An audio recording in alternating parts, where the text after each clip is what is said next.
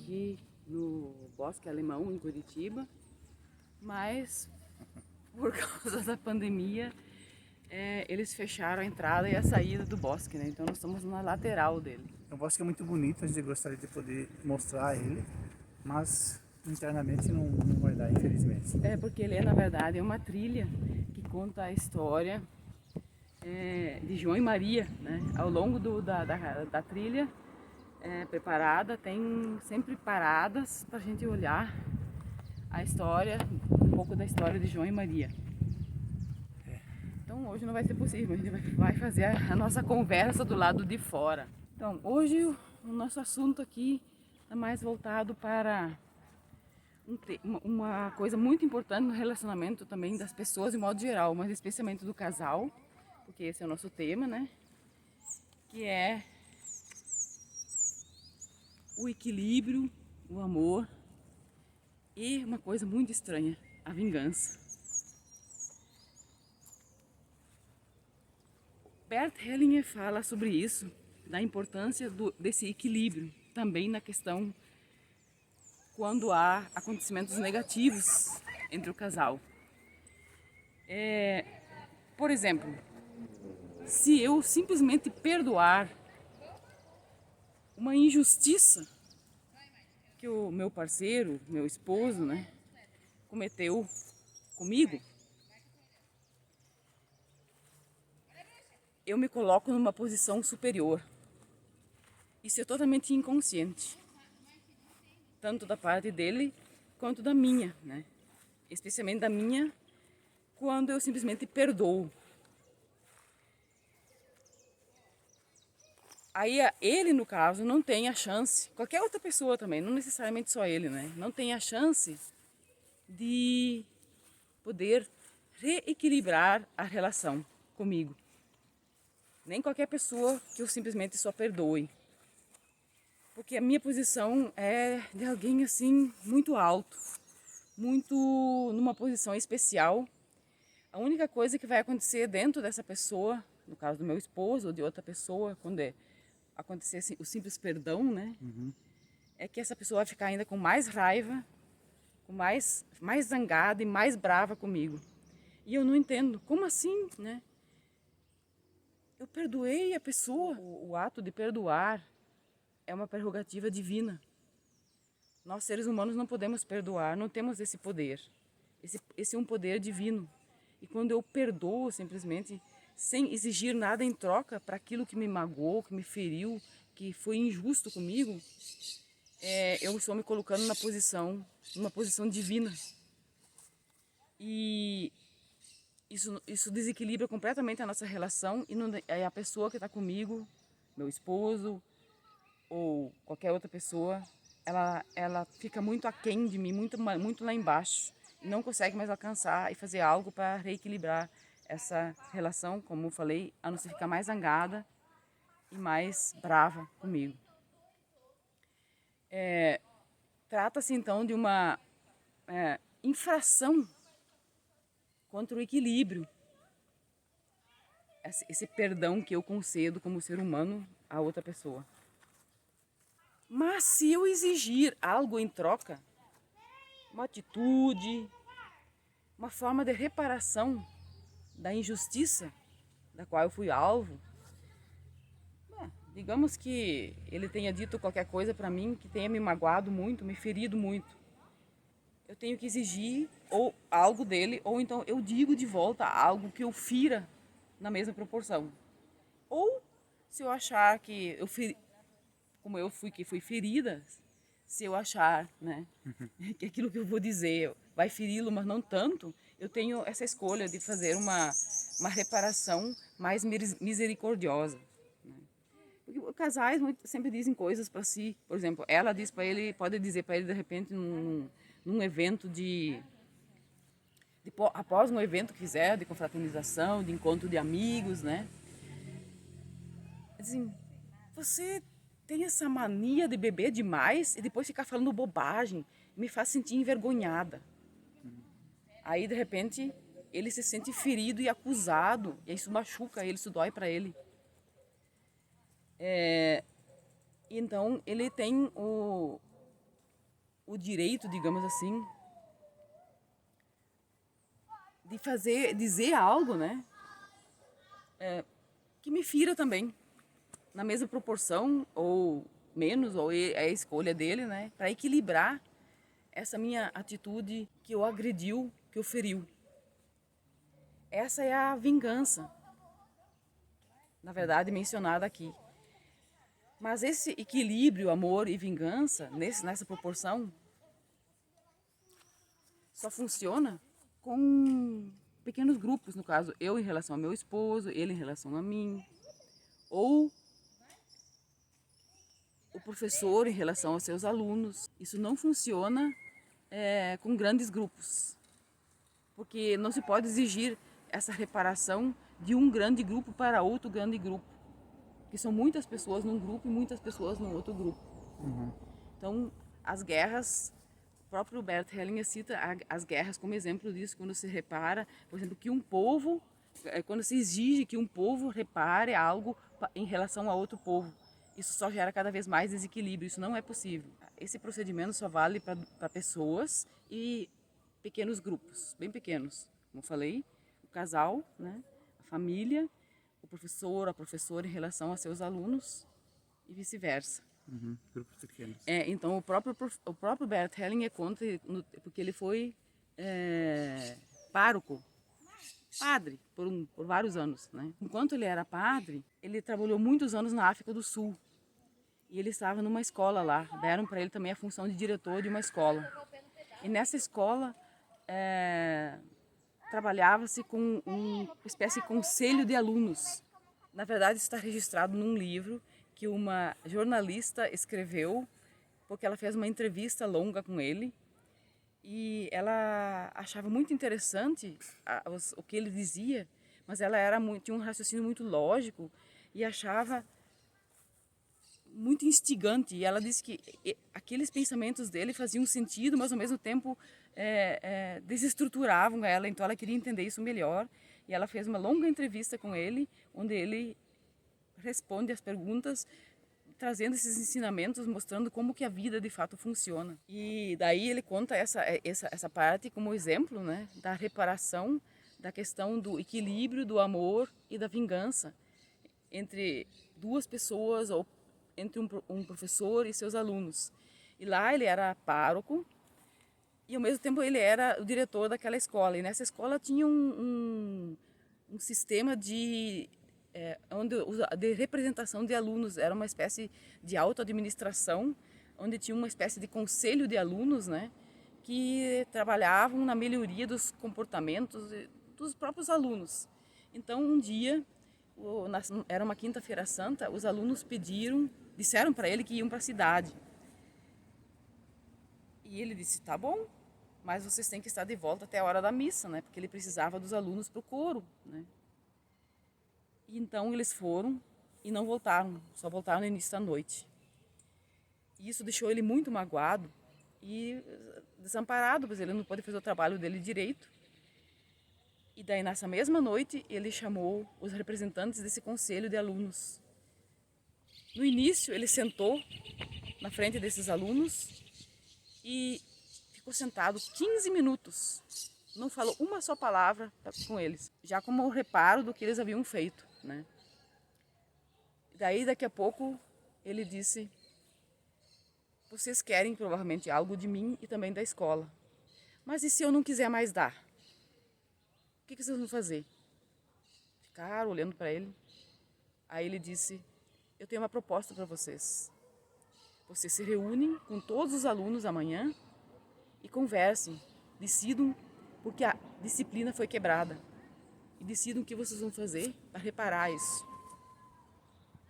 Daí no dia seguinte ficaram 4 horas reunidos e conversando. Chegaram lá a uma conclusão e vieram com a proposta para ele.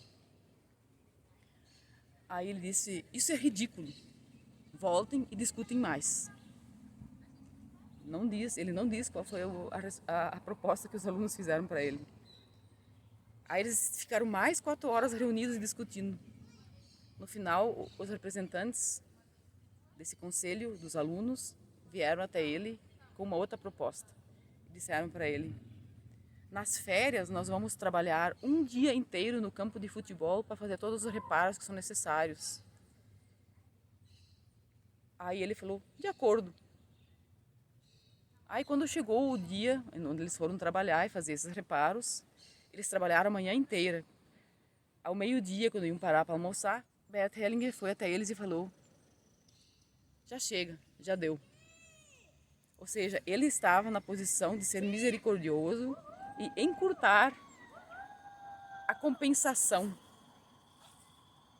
que eles estavam dando para ele em função daquele desequilíbrio, daquele desrespeito, da mágoa que eles causaram nele. Isso era a vingança. Parece estranho, né? E se a gente pensar, é fato. Quando ele deu essa oportunidade para os alunos de repararem o mal que causaram para ele, eles ficaram em equilíbrio. Ele podia novamente se relacionar com os alunos e se sentir digno, porque do outro jeito não havia mais essa possibilidade. Do outro jeito, ele ficaria sempre sendo numa posição ruim, porque ele estaria sendo superior por ter perdoado os seus alunos sem exigir reparação do procedimento deles. E se a gente pensar bem, na relação de casal é exatamente isso. E a gente aprende muito sobre perdão. Nas nossas religiões se fala disso. Nós não temos o poder de perdoar. Quando a esposa vem para o seu esposo e pede perdão, ele não pode perdoar e vice-versa. O que ele pode fazer, o que ela pode fazer, é dizer para ele, para ela, eu não tenho esse poder de te perdoar. Você vai ficar com o que você fez e se relacionar com as consequências disso que você fez. Sem discussão, sem desentendimento, sem levantar a voz um para o outro. Isso vai fazer a pessoa que cometeu o erro, a injustiça, no caso, o esposo ou a esposa, a voltar para dentro de si e pensar e refletir sobre o que fez. E vai se tornar, com isso, ele ou ela estão tendo a oportunidade de se tornarem pessoas melhores consigo mesmas, se tornarem mais conscientes e se preocupar ou se ocupar mais com um pensamento de presença constante e de observação daquilo que estão fazendo ou dizendo um para o outro. E isso gera o equilíbrio. E, de certa forma, isso também é o equilíbrio do amor e há uma certa vingança nisso. Porque o ser humano não tem o poder de perdoar. O ser humano só pode se relacionar com aquilo que faz, entender ou então buscar dentro de si possibilidades de melhoria de si mesmo e do seu proceder. Então, esse ensinamento, essa clareza que esse ensinamento nos traz, é simplesmente mágico. E se a gente começa a aplicar isso no dia a dia, é impressionante como funciona. Em vez de a gente ficar bravo com o outro, a gente começa a pensar, tanto um quanto o outro, no que aconteceu, e os dois crescem com isso. E o relacionamento deles fica bem equilibrado, porque não há mais motivo para ficar bravo um com o outro. Aquele que procedeu daquela forma vai pensar, de fato, né, eu não devia ter feito isso, por isso que eu fui pedir perdão. E o outro vai sentir a energia que vem dessa reflexão do parceiro ou da parceira, né? E isso vai gerar uma outra energia de unidade entre eles. Nós chegamos a esses entendimentos, né? E a Albert Hellinger, como falamos nos nossos outros vídeos, nós não sabíamos que Bert Hellinger existia, embora ele já fosse um senhor de 90 e tantos anos, né? Nunca tínhamos ouvido falar dele, né? Foi através da Escola Vida, né, e do nosso professor Hilário Trigo que nos vieram esses ensinamentos e que tivemos acesso a eles, né? Isso sempre temos que reconhecer, porque não sei se algum dia teríamos chegado a eles, né, se não fosse a Escola Vida, né? É incrível isso aí, porque a gente também, com o passar dos anos, o professor sempre fala também de empilhamento emocional, porque essas coisas, perdão, concessão de perdão, a gente pensa que está fazendo uma coisa bonita, parece boa, né? Mas não está. a gente está prejudicando o relacionamento da gente, porque quando nós perdoamos, nós nos colocamos numa posição superior, como se nós fôssemos uma espécie de, talvez, Deus, né? E aí o outro se sente diminuído, porque ele não tem como alcançar esse Deus, né? Essa posição superior e elevada na qual nos colocamos. É totalmente, parece ilógico, mas não é. É totalmente ilógico isso aí. E eu me coloco numa redoma de proteção e numa posição de que eu sou inatingível se eu perdoo simplesmente e não exijo reparação pro, entre aspas, mal feito que o outro me atribuiu de alguma forma, né? O outro ou a outra, né? Porque é tanto do esposo para a esposa, da esposa para o esposo, né? E também entre as pessoas, entre os amigos. Então eu tenho um exemplo pessoal que há uns 3 ou 4 anos nós compramos um apartamento em Curitiba e fizemos reformas nele antes de morar lá. Então nós contratamos um marceneiro para instalar móveis, né? Só que eu que tratava com ele, porque essa é outra questão que as pessoas não entendem. É sempre a mesma pessoa que tem que tratar dos negócios. Não pode misturar as coisas, não pode começar a esposa, depois o esposo se meter, porque isso dá errado. Então era sempre eu que tratava dos negócios com ele, dos acertos e das instalações dos móveis. E ele lá pelas tantas fez cálculos errados, teve procedimentos errados, em vez de vir e falar claramente com a gente, não fez isso. Ele viu que ele não ia conseguir cumprir com o que ele disse, dentro daquele valor que ele disse, e começou a deixar a gente em má situação. E eu tinha entregue para ele, também foi um procedimento errado meu, antecipadamente em prestações, 10 cheques, né, com aquele valor. Isso eu não deveria ter feito, isso gerou desequilíbrio desde o início, né, mas eu não sabia disso, né. Mas em algum momento, depois de 8 meses, né, ele só estava descontando os cheques e não estava mais fazendo o trabalho. E quando estava perto de descontar o último cheque, eu disse para o Sidney, nós vamos ter que fazer alguma coisa, porque ele vai abandonar o serviço. Havia um serviço ainda de uns 10, 12 mil para ser executado. O cheque era só, não dava 3 mil. Mas de qualquer maneira, alguma coisa tinha que ser recuperada, né, daquilo, porque aquele serviço não ia ser terminado. Ele não tinha mais condições de continuar o serviço. Então tivemos que entrar num procedimento legal de uma espécie de, não sei, não é denúncia, e sim de um registro de queixa no órgão de defesa do consumidor. Não é, no PROCON nós já tínhamos feito, mas esse é muito fraco. Aqui em Curitiba, não sei se em todas as cidades tem um outro que chama Delegacia do Consumidor, né? Então nós tivemos que ir lá registrar queixa. E ela move pequenas ações na justiça gratuita, né, a favor de quem está fazendo essa queixa. Então, e também procedimentos depois onde o queixoso e o que foi queixado, né, se encontram diante de um escrivão para entrar em um acordo do que vão fazer. E eu sabia que eu não podia cobrar esse valor em dinheiro dele, porque esse marceneiro não tinha esse dinheiro, mas eu queria de volta o cheque que estava assinado com o meu nome, porque se ele largasse esse cheque e não estava rasurado, né? Então, se ele largasse esse cheque no mercado, ele está assinado com o meu nome e conforme quem recebesse não ia poder descontar, porque nós tivemos que sustá-lo, né? Então, a pessoa que tinha recebido esse cheque provavelmente poderia registrar queixa contra o dono do cheque, né? Que seria eu, e o meu nome iria para o SPC. O Serasa hoje, né? Então eu queria o cheque de volta e nós conseguimos então consegui fazer esse acordo com ele. E ele, quando o escrivão explicou para ele que ele estava sendo abençoado de eu não estar cobrando a dívida, daí eu falei sim, porque se eu fosse cobrar a dívida isso ia realmente entrar num processo. E aí o nome dele iria ficar, entre aspas, a gente fala sujo, e o CPF dele e tudo mais, e ele não poderia continuar trabalhando e nem abrir outra empresa, que era essa a intenção dele. Então, eu fui, digamos, misericordiosa, apenas quis o cheque de volta para que meu nome continuasse intacto e limpo, né, no mercado, né, para eu poder continuar as minhas transações. E assim o dele também ficou, e aí ele ficou, quando o escrivão explicou isso para ele, que o nome dele não ficaria limpo se ele me entregasse esse cheque, né, porque não iria para um processo oficial. Aí ele correu, ele até antecipou o prazo da entrega do cheque, porque ele viu que isso seria bom para ele, né? Então, eu não cobrei a dívida enorme dele, mas quis o cheque de volta, porque isso poderia ser prejudicial no futuro. Para mim, essa era uma grande coisa. O escrivão também não entendeu muito bem como assim ela está perdendo uma dívida desse tamanho, né? E só quer o cheque.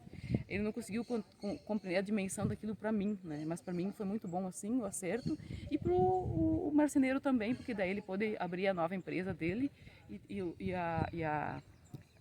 o nome dele, o CPF dele, tudo continuava limpo, né? Em condições de ser.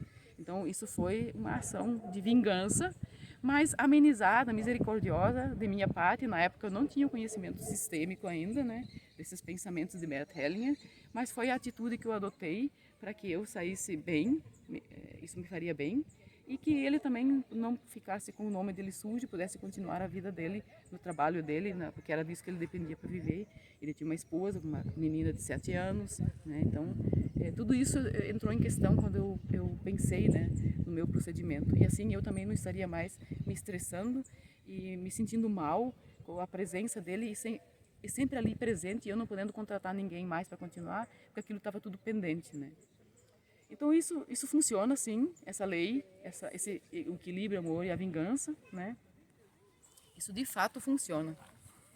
E a gente deveria aplicar isso no dia a dia da nossa vida, com todas as pessoas com quem nos relacionamos. E esquecer essa questão do ensinamento um tanto distorcido do perdão. Nós não temos o poder de perdoar. Quando nós fazemos isso, nós colocamos a outra pessoa numa posição muito difícil.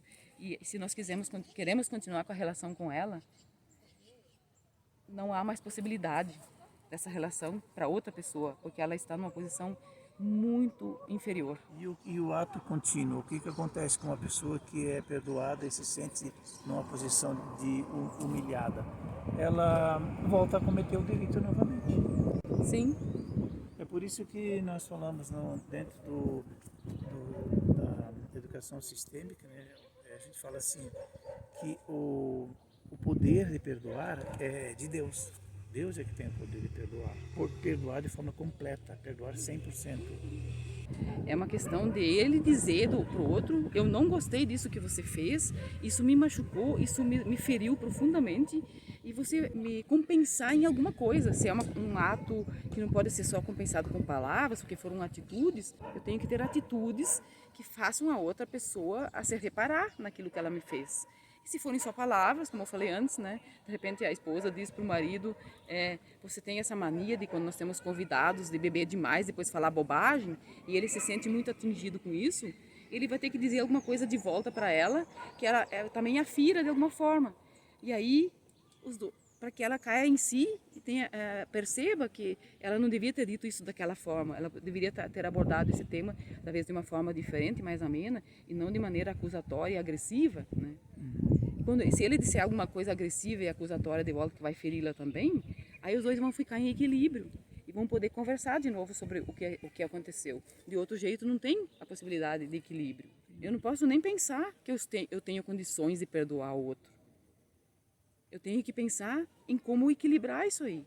Ele me feriu, ele me fez algo que está me prejudicando, está me fazendo sentir mal. Então eu tenho que fazer com que ele entenda isso de uma outra forma. E essa é a tal da vingança, né? E não é uma vingança grande, é uma vingança que gera equilíbrio. Um conhecimento da dinâmica sistêmica entre as pessoas. Isso está dentro de nós, de certa forma. As pessoas mais conscientes, que olham mais, a questão está em olhar para o outro, né? Quando nós somos adultos, nós não temos mais olhar para nós temos que olhar para o outro. E as nossas decisões são tomadas no intuito de fazer com que a relação com o outro seja sempre boa, equilibrada. E aí automaticamente vem de dentro de nós atitudes, pensamentos e comportamentos que façam isso acontecer. E se a gente tem o conhecimento como agora nós temos, isso se torna bem mais fácil, né? Que isso é sistêmico, e que nós podemos equilibrar nossas relações sem agressões. Um perdão ilimitado é uma agressão, né? Não podemos dar, como seres humanos, um perdão limitado a outro ser humano, como eu falei no início, né? Porque ele vai se sentir inferior, e isso é tudo inconsciente. Isso atua inconscientemente nas pessoas. Nós não sabemos disso, não temos consciência disso. Para que o relacionamento do casal transcorra de forma bem equilibrada, por exemplo, se você prepara lá em casa um jantar para nós, né? Como toda semana a gente faz um jantarzinho especial lá na sala, a gente come algumas coisas, toma um vinho e coisa assim. Você prepara tudo.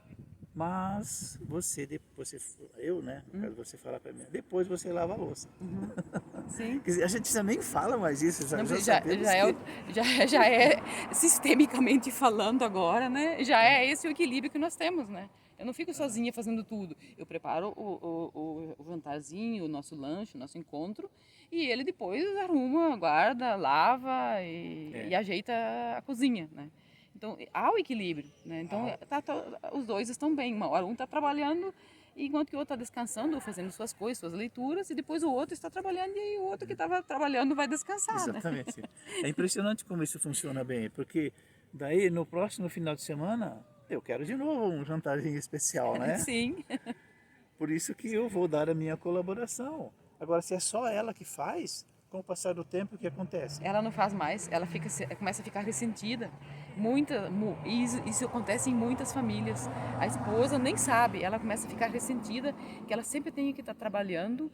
Ela ama a sua família, ama seu esposo e quer realmente fazer isso para eles, mas ela está sempre trabalhando e sempre cansada e ela não se dá conta que é porque ela não tem retribuição, não há contribuição dos demais com ela, né, com o trabalho dela. Então lá pelas tantas ela começa a ficar relaxada, né? Ela não faz mais esses jantares, esses encontros, né? Exatamente. Então, isso é o equilíbrio. Então, isso é a demonstração do amor que existe, né? É assim que se mostra também o amor que você tem pela outra pessoa, quando eu contribuo, né, com aquilo que a outra pessoa faz, porque daí eu estou me amando, estou amando a outra pessoa e estou fazendo com que a relação continue boa e essas coisas de que eu gosto continuem acontecendo, né? Sim, correto. É isso. É isso aí, então, mas tem tudo a ver com esse equilíbrio, né? E quando as coisas estão desequilibradas, não posso ficar perdoando, simplesmente. A outra pessoa tem que tem que reparar o que ela fez. E se ela não enxerga por si mesma, eu tenho que ter uma espécie de ato de vingança para fazer com que ela faça isso, né? E isso vai bem mais profundo em todas as áreas do relacionamento humano, especialmente do casal, né? De que isso aconteça, né? E é assim, então, e é isso que a gente pode tornar, né, o nosso relacionamento um relacionamento agradável por muitos anos, quando a gente começa a ver onde estão as falhas, o que eu faço que nos é ensinado como certo, o que não é certo. Portanto, o certo e o errado não existem. O que existe é o equilíbrio das coisas, dos acontecimentos humanos. E nos foi ensinado certo e errado, como se isso fosse estanque. Tal coisa é certa e tal coisa é errada. Não, depende da situação, do momento e do que o que está implicado nessa situação, né?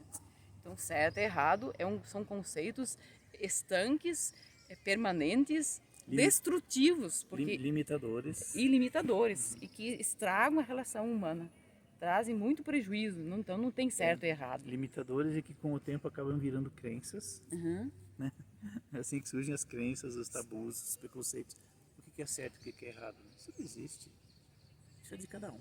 E depende de cada família, de como eles se relacionam, de como eles vivem.